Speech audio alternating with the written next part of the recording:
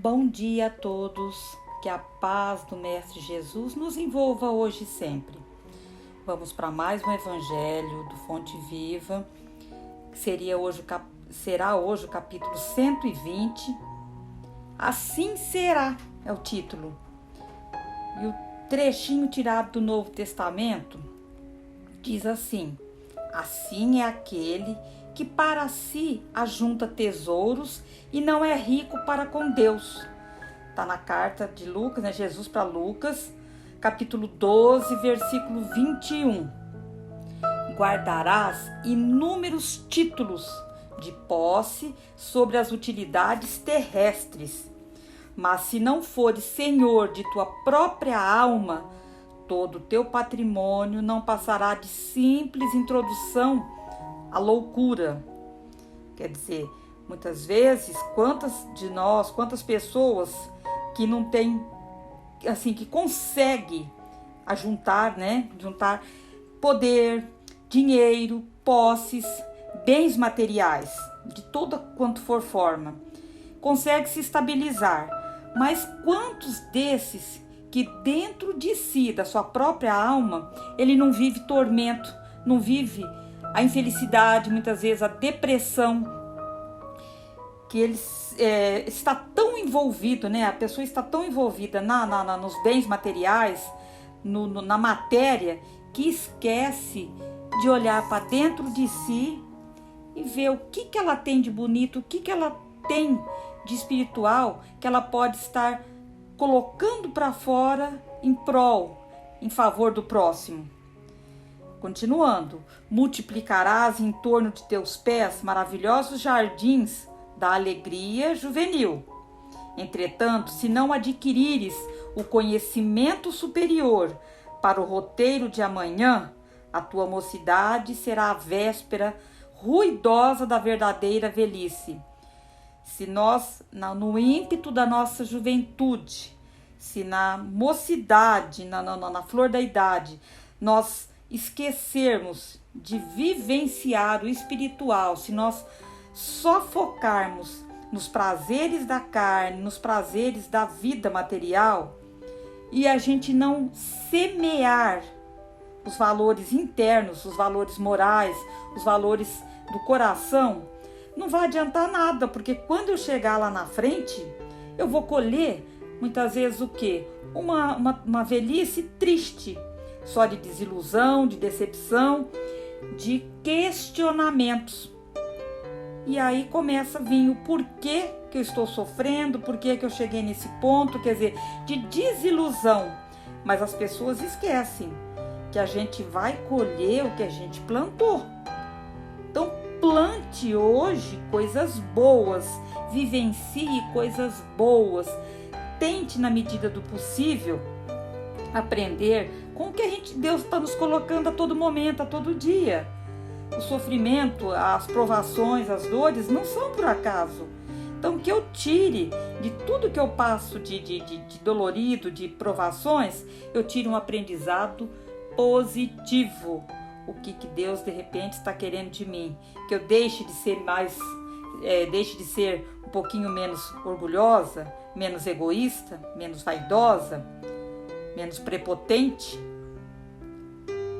São questionamentos, são ensinamentos que Deus nos coloca a todo momento, mas que a gente vai deixando passar, não dá ouvido e vai levando a vida do jeito que Deus, do jeito que quer. Do jeito que Deus quer, não, porque Deus quer que a gente seja feliz. Mas a gente vai negligenciando esse chamamento, essas colocações que Deus vai nos colocando e a gente não dá ouvido, não dá entendimento para elas. Cobrirás com medalhas honoríferas o teu peito, aumentando a série dos admiradores que te aplaudem. Mas se a luz da reta consciência não te banhar o coração, assemelhar-te-ás a um cofre de trevas enfeitado por fora e vazio por dentro. Aquelas pessoas que só querem elogios, aplausos, serem bajuladas. Mas que se você olhar para dentro dela, moral não existe nenhuma. Valores que vão engrandecer o seu espírito, a sua alma, não tem nenhum. Então, vai ficar como um cofre vazio, que você olha, ele é enfeitado por fora, mas é vazio por dentro. Não está valendo o aprendizado, não está valendo a nossa vivência aqui. Então ele diz também assim: amontoarás riquezas e apetrechos de conforto para a tua casa térrea.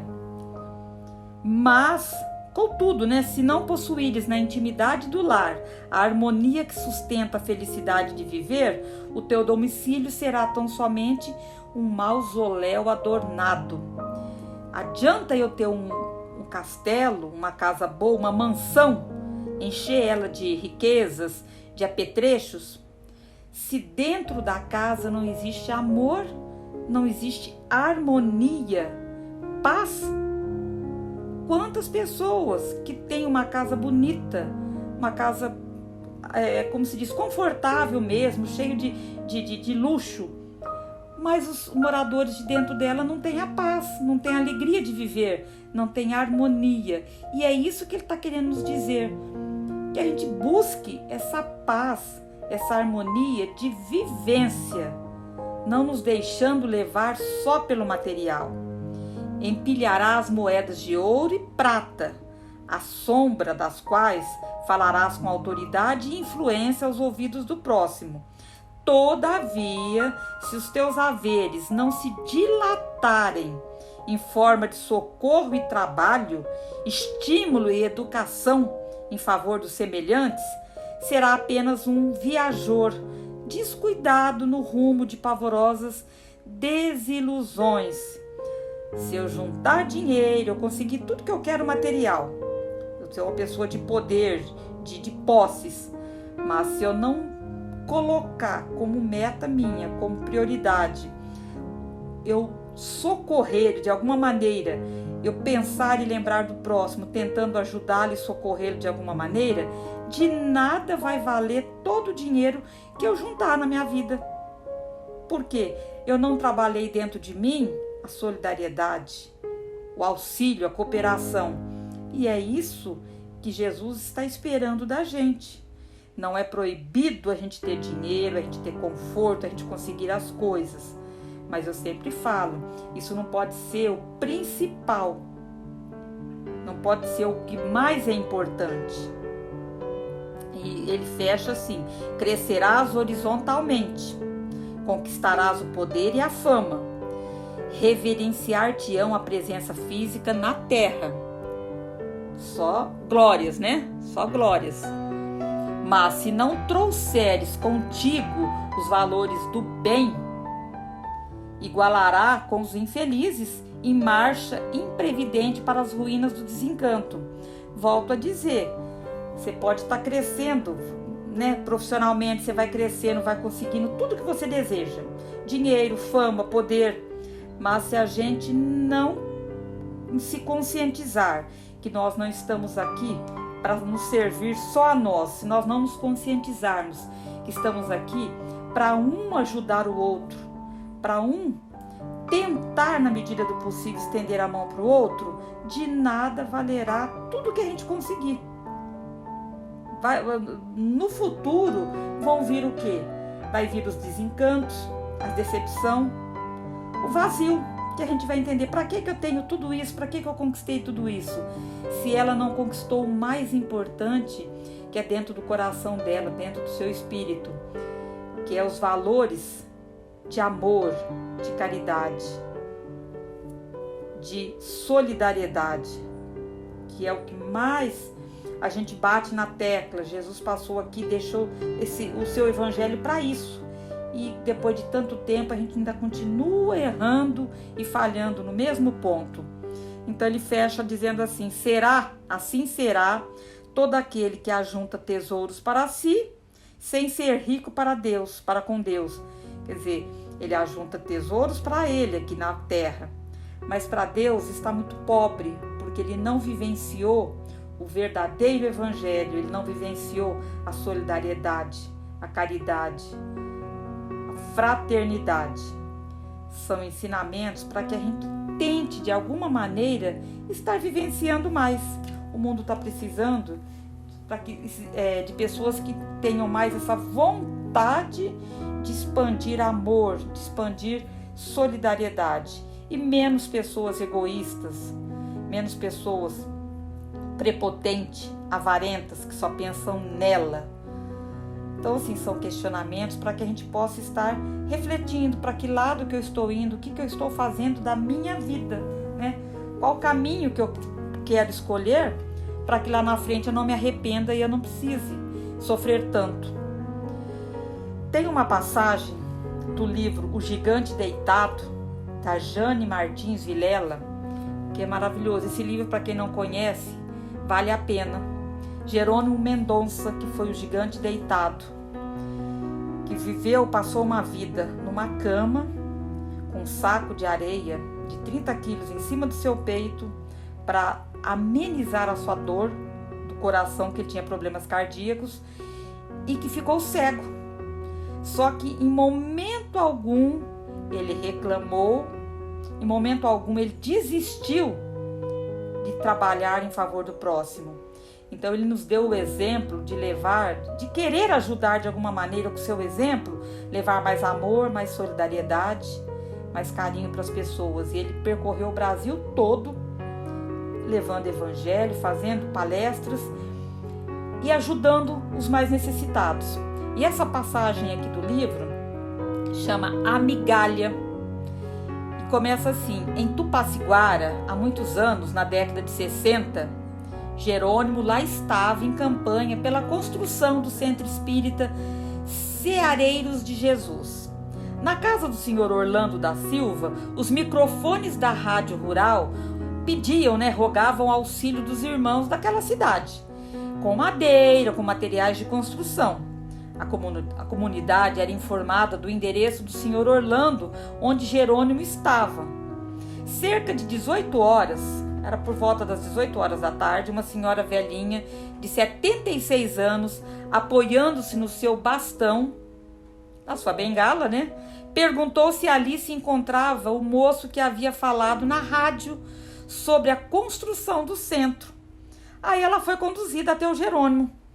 Ela lhe falou num tom de profunda bondade: olha, meu filho, você com todas essas dificuldades, trabalhando ativamente para construir um centro espírita, tocou muito forte o coração desta velha que já se despede da terra. Que vergonha para nós que somos perfeitos e nada fazemos.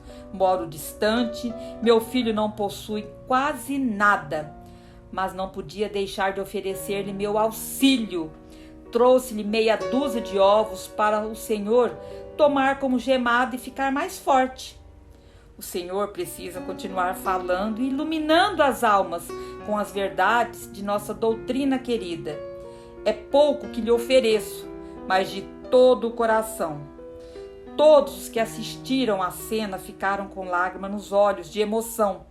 E recorda-se aqui de que quando Jesus estava no templo, próximo ao gasofilácio, e uma pobre viúva ali depositou 5 moedas, tudo que ela tinha para o seu sustento era a sua maior dádiva. Então ninguém é tão pobre que não possa dar um sorriso ou uma palavra amiga a quem sofre, quando não pode ajudar materialmente. De fato, só se ajuda quando não se quer. Então, um exemplo dessa pessoa incrível e do que ele deixou. Você vê, ele tocava as pessoas e ali, você conseguindo tocar alguém, que a pessoa faça o mínimo, pode ser o mínimo, como ela foi ali, levou aquele pouquinho de ovo, mas tocou o coração dela. Então, que a gente seja essa luz que leva um pouquinho de amparo, de consolo e de despertamento para as pessoas. Paz e luz a todos, que possamos estar todos envolvidos em um só pensamento, de amor, de luz e de solidariedade. Que possamos enviar muitas vibrações de amor para todas as religiões que espalham o Evangelho de Jesus, para todos os locais que estão passando por guerras, desavenças e desarmonias, vibrando por todos nossos parentes, amigos, vizinhos, por um caso difícil que possamos conhecer, vibrando pela paz mundial, vibrando pelos asilos, pelas creches, orfanatos e vamos pedindo permissão ao Pai para vibrar por nós mesmos. Que assim seja, graças a Deus e graças ao Mestre Jesus.